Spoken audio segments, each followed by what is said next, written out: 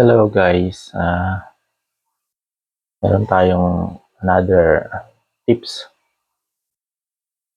mga paraan para magbayad ng utang.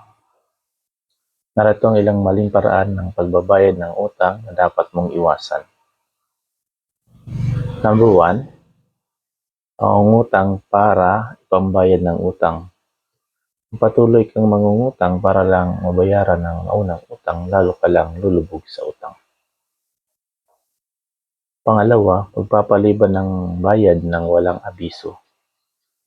Kung hindi mo kayang magbayad sa tamang oras, mas mabuting ipaalam ito sa nagpapautang kaysa iwasan sila. Pangatlo naman guys ay hindi pagtupad sa kasunduan.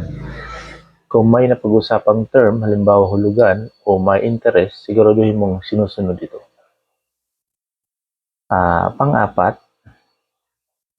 pagbabayad gamit ng lahat ng ipon. Hindi rin tama na ubusin mo ang lahat ng savings mo para lang mabayaran ang utang, lalo na kung wala kang emergency fund. Hindi ito kaya-aya.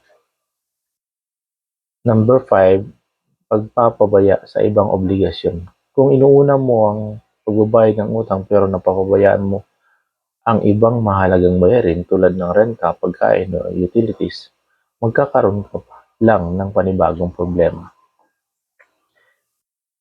At numbers 6, pagbabayad gamit ang pautang na may mas mataas na interes. Ang pagpapalit ng isang utang sa mas mataas na ang interes ay hindi nakakatulong sa iyong sa katagalan. At 7, pagtatago o pag-iwas sa nagpapautang. Hindi ito solusyon sa utang at maaring magdulot ng mas malaking problema sa relasyon o reputasyon. Mas mabuti kung gagawa ka na lang ng tamang plano sa pagbabayad ng utang upang maiwasan ang mas malalang sitwasyon.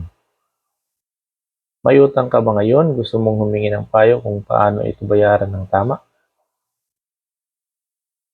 Ayan guys, bye-bye. Like and subscribe po tayo guys.